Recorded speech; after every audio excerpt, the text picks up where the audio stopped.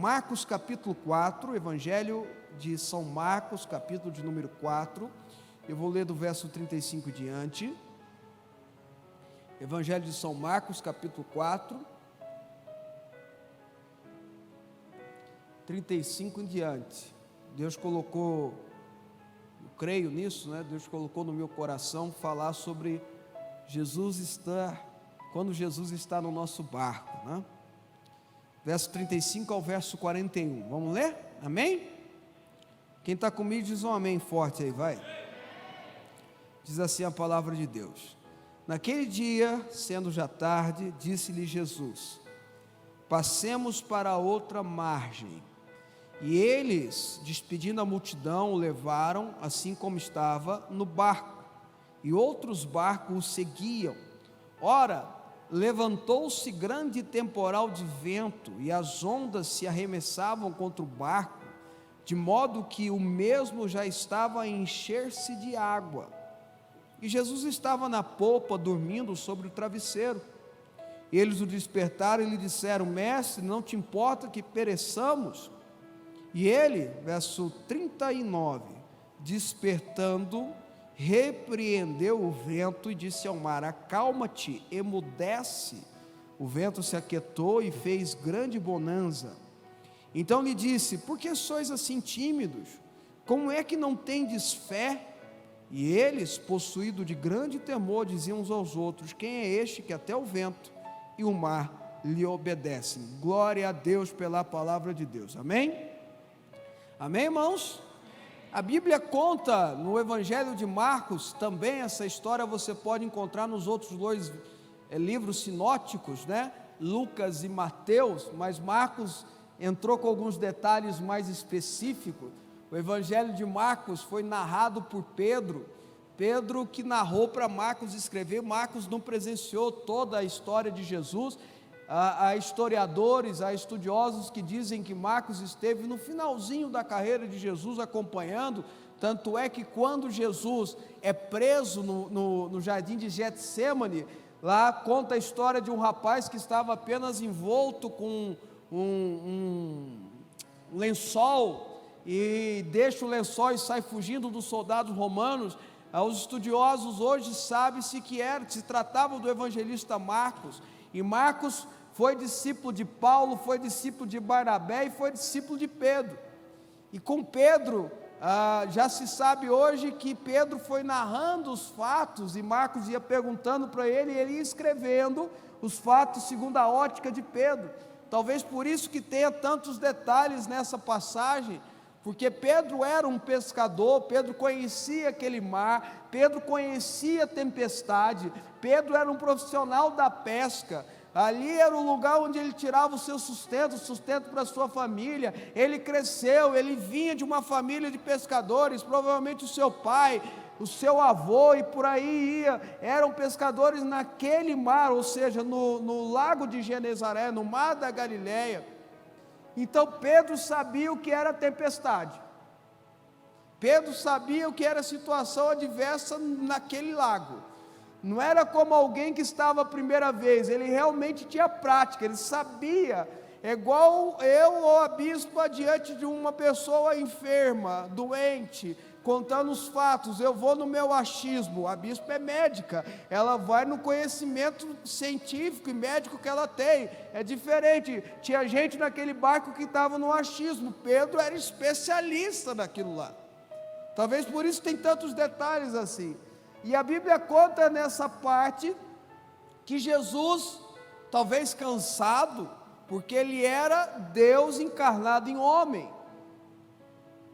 talvez cansado, pediu: vamos atravessar para o outro lado, e entrou no barco com seus 12 discípulos, e tinha gente que pegou outros barcos e foram atrás com ele, e Jesus, a Bíblia diz aqui que ele vai para a popa do barco, arruma um travesseiro e tira um sono, descansa, cochila.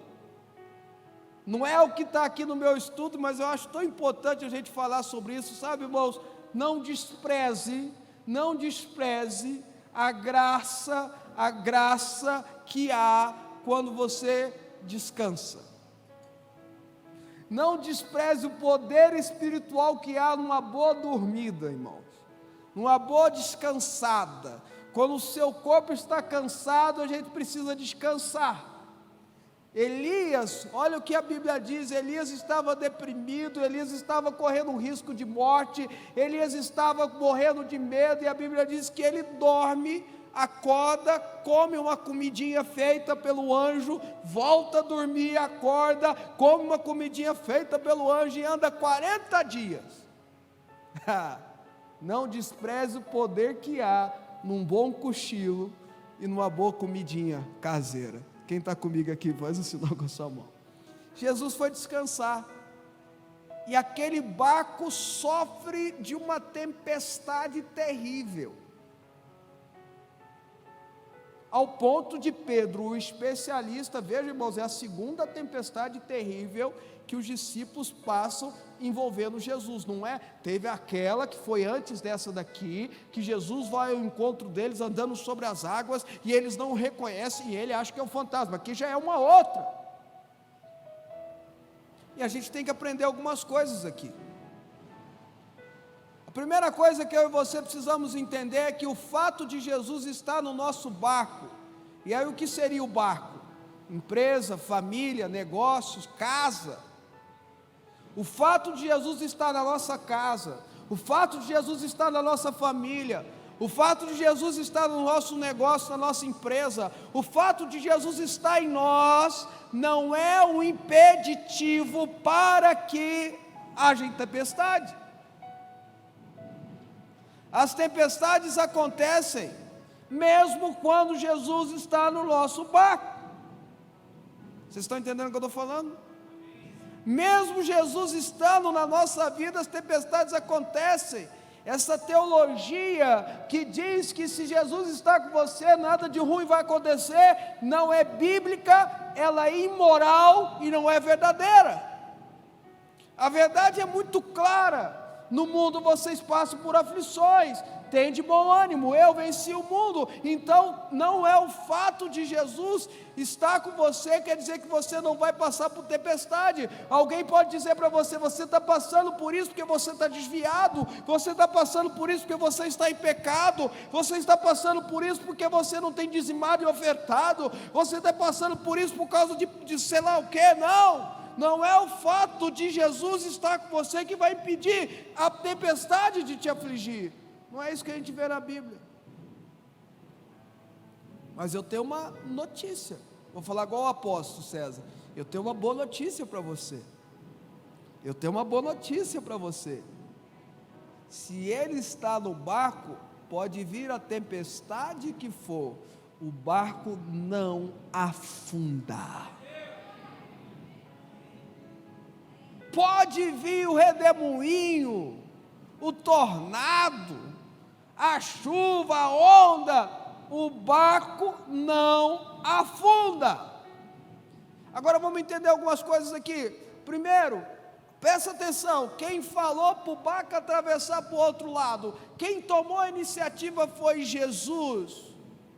Para que o barco não afunde, eu preciso ter um entendimento que além de Jesus estar comigo, Ele precisa dar a direção. Jesus, o Senhor está comigo? Estou, então eu vou para a esquerda aqui. Não, meu filho, não vai para a direita. Não, Jesus, o Senhor está comigo, não é? Se o Senhor está comigo, eu vou para onde eu for, você vai. Não é assim. Ele está com você, mas Ele precisa dar a direção. É debaixo da palavra dele que a pesca maravilhosa acontece. É debaixo da palavra dele que os pães e os peixes se multiplicam. É debaixo da palavra dele que a cura e o milagre acontecem. É debaixo da palavra dele que os pecados são perdoados. É debaixo da palavra dele. Vocês estão comigo aqui ou não, irmãos? Fora da palavra dele, esqueça. Ele tomou a iniciativa, ele diz, passemos para o outro lado. Meu querido, é importante você saber se Jesus está dando a direção para onde ir. Segunda coisa, aliás, terceira coisa, que a gente precisa entender. E eu acho isso muito bonito nesse texto. A Bíblia diz que Jesus entra no barco, o barco anda, Jesus vai lá e pega um travesseiro, se deita, dorme, e a tempestade vem, e as pessoas que estão lá estão balançando, estão olhando aquela onda, estão ficando com medo, e Jesus está dormindo. E a onda parece que vai virar o barco, e Pedro, que era especialista, e outros que eram especialistas, como João, André, estão dormindo, estão desesperados. Jesus está dormindo. E os que não tinham especialidade nenhuma ficam mais desesperados ainda. Tomé, Filipe, Bartolomeu, Mateus, que quase não andavam de barco. Aí que eles entraram em desespero mesmo, e Jesus estava dormindo. Jesus não está preocupado. Vocês ouviram? Jesus não está preocupado. Nada fugiu ou fugirá do seu controle.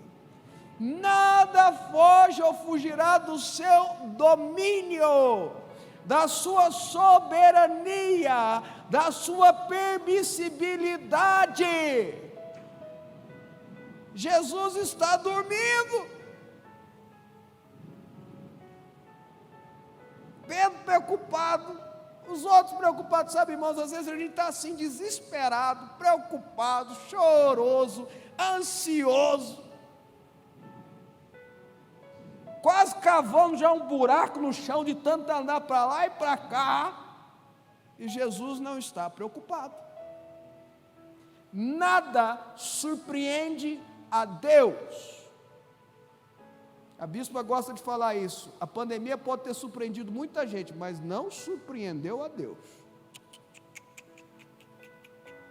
Nada, levanta a tua mão, porque isso é importante você falar, você colocar no teu coração. Levanta as suas mãos bem alto e diz assim: nada surpreende a Deus. Oh!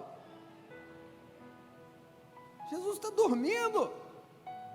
O barco balança para lá e para cá, a onda vem e joga o barco para cá, e o povo desespera, e Jesus está dormindo. E por que Jesus está dormindo? É porque ele não se importa? Aí é o diabo falando. É porque ele não está nem aí? Aí é o engano falando. É porque ele não olha para você? Aí é o maligno falando. Ele não está preocupado porque nada foge do controle dele. Então, ante essa tempestade que você está enfrentando, você pode ter uma certeza absoluta: se Jesus é o seu Senhor, Ele está no controle de toda a situação. Vocês estão entendendo, irmão? Quem está entendendo, quem está comigo, diz um amém forte aí, vai. Agora, o que nós temos que fazer? Pedro, Tiago, João, Bartolomeu, Filipe, Tomé e os outros, o que eles fizeram que a Bíblia diz aqui? Jesus, acorda aí! Não importa que a gente está perecendo, não, Jesus. Eles clamaram a Jesus, eles foram na direção de Jesus, eles foram atrás de Jesus. Eu e você precisamos clamar a Ele, a nossa parte é essa: Jesus, dá uma olhada nessa tempestade, Jesus. Oh, Jesus, olha para mim. É fazer o que Bartimeu fez, clamando pelas ruas de Jericó: Filho de Davi, tem misericórdia de mim. Ou fazer como a mulher de Cafarnaum, que sofria 12 anos com uma doença que fazia ela sangrar, e ela vai até chegar nele e tocar na sua orla, ela olha nas suas vestes, e dele sai poder. É fazer o que Zaqueu fez também em Jericó, correr ante aquela multidão e subir numa árvore alta só para vê-lo passar. E Jairo correr atrás e dizer: cura minha filha, Jesus. Vocês estão entendendo o que eu estou falando ou não, irmãos? A minha parte é essa. O que move a mão de Deus é a nossa fé, não é a nossa necessidade. O que move a mão de Deus na sua direção não é o seu problema. O que move a mão de Deus na sua direção é a sua fé. Jesus, acorda, Jesus. Às vezes não parece que Jesus, a gente ora, parece que não tem ninguém ouvindo. Ou só eu que passo por isso? Aí todo mundo aqui é diferente. Quem é igual eu, que às vezes ora, parece que não tem ninguém ouvindo? Seja assim, né, sincero, levanta a mão aí. Vou te falar um negócio para você falar mais. Quem ensinou isso? Jesus. Jesus ensinou da importância de ser perseverante na oração. Irmãos, eu estou terminando já. Jesus ensinou a importância de ser perseverante, contando duas histórias. Uma do juiz Inico, que a viúva ia lá e importunar ele, até o dia que ele parou e falou: vou atender o que essa mulher quer. E a segunda é do vizinho inoportuno, que bateu na porta do vizinho dele dia após dia, não, porque foi uma noite só na história, né? Mas minuto por minuto, hora após hora, até o vizinho atendê-lo. Jesus ensinando como a gente deve tratar a oração, importunando ele. Se está na Bíblia não está errado, meu irmão, importunando ele. Eu quero te incentivar a partir de hoje a importunar a Deus até Deus te responder. Quero te incentivar hoje a importunar até Jesus se levantar e dar um basta na tempestade que você está enfrentando. Vocês estão entendendo? Quem está comigo aqui faz assim. Aleluia. Por último, ele acorda, a Bíblia diz que ele repreende o vento, o mar, a tempestade e se cessa. E ele puxa a orelha dos discípulos. Como um bom pai, o bom pai é aquele que de vez em quando dá bronca nos filhos. O bom pastor é aquele que fala: ó, isso aí está errado. Quem tem zelo, quem tem cuidado, chama a atenção. O bom amigo é aquele que fala a verdade. Não precisa ser mal educado, não precisa ser grosso, mas tem que falar a verdade. Não adianta nada você continuar sendo amigo da pessoa, escuta essa aqui, ó. Não adianta nada você continuar sendo amigo da pessoa e ver ela indo para o precipício, ela não é. O verdadeiro amigo vai lá e fala: ó, você está indo para o precipício, cuidado. É ou não é, irmãos? Até porque, se você não fala nada, se você continua andando na amizade com ele e ele vai indo ao precipício, cedo ou tarde ele vai te levar para lá, se você não travar. Jesus levantou e chamou a atenção deles. E chamar a atenção de Jesus foi simples: não sejam tímidos na fé. Vocês estão entendendo? Timidez. Aí tem gente que fala, né? A Bíblia fala que os tímidos não herdarão o reino de Deus. Aí quem é tímido fica preocupado, né? Olha, bispo, eu sou tão tímido na minha. Mas não é essa timidez que a Bíblia fala, não, que não vai herdar o reino de Deus, que não vai. A timidez é a timidez da fé, não é a timidez da natureza, que seria bom você vencer também, ou pelo menos colocá-la de lado em algumas circunstâncias, porque é tão importante às vezes a gente aparecer, mas isso é uma outra história, uma outra pregação. Aqui ele fala da timidez da fé. Quando você vê na Bíblia, a timidez é a timidez da fé. Você pode ser uma pessoa que incutida, quietinha na sua, cumprimenta até de longe, tímido, mas na fé você tem que ser um leão.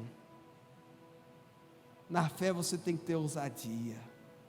Na fé você tem que ter intrepidez. Na fé você tem que ter coragem. Vocês estão entendendo ou não? Tem um pastor muito famoso, só tive com ele 2 vezes. Não sou amigo dele, muito famoso, e ele é famoso por contar, por pregar e o povo morrer de rir. Pelo menos eu, quando eu assisti a palavra dele, eu quase chorei de rir, irmãos. Confesso que não entendi muita coisa da palavra não, mas que eu dei risada, eu dei. Mas numa dessas vezes que eu tive com ele, eu tive a oportunidade de conversar com ele, e me chamou a atenção muito grande o fato dele ser extremamente tímido. Quase não consegui conversar com a gente, de tanta timidez. Mas quando dou o microfone para ele, ele prega a palavra com graça, ele prega a palavra com alegria, ele prega a palavra com ousadia, depois volta a ser tímido. Vocês estão entendendo que, usando essa comparação, a sua natureza pode ser tímida, isso não é problema, é um problema que você precisa trabalhar para outras coisas, mas não é um problema espiritual. Ser tímido da fé. Nós não podemos ser tímidos na nossa fé. O que Jesus estava dizendo para eles era assim: vocês não precisavam ter me acordado, não, vocês mesmos podiam ter crido que o barco ia chegar do outro lado, eu estou no barco, ou mesmo vocês levantaram e falaram: tempestade acaba. Não sejamos tímidos na fé, tenha ousadia.